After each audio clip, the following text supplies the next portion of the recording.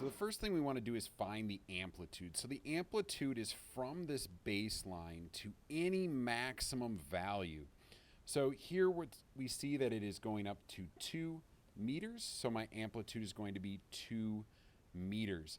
To find the period, we're really going from one point to another point. Now, ideally, we're going to pick some points that we know. And so I see here that we have a point here where it's crossing very similar to a point here where it's crossing. And so it's going to go through one cycle and then a second cycle. And so in going through 2 cycles in the time of 15 seconds, I can tell you that the period is going to be 7.5 seconds.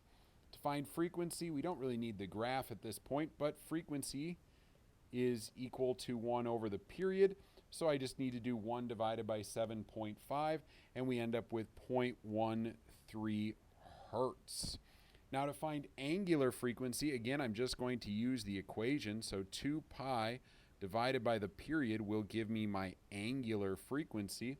And so my angular frequency comes out to be 0.838 radians per second. Now the last one is a phase shift. This one is going to take a little bit more effort on our part.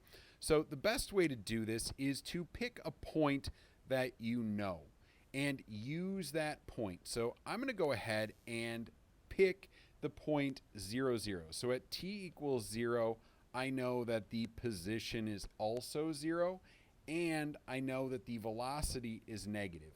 I know the velocity is negative because it is at a downslope there. So I should get a negative value for the velocity at that point. Another thing I could do is I could maybe pick a maximum position. I don't see the times on those very well. I could probably figure it out from the period. But I do notice that this is at a maximum velocity, and maximum velocity is omega times a. All right, because it's at a maximum. So what I'm going to do is I'm going to go ahead and write out my equation, which is, well, hold on. Whoops.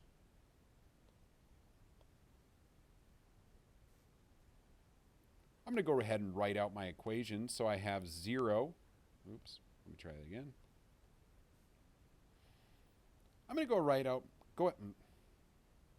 to go ahead and write out my equation, which is x is equal to a times the cosine of omega t. Whoops. Let's try that all again. Son of a gun.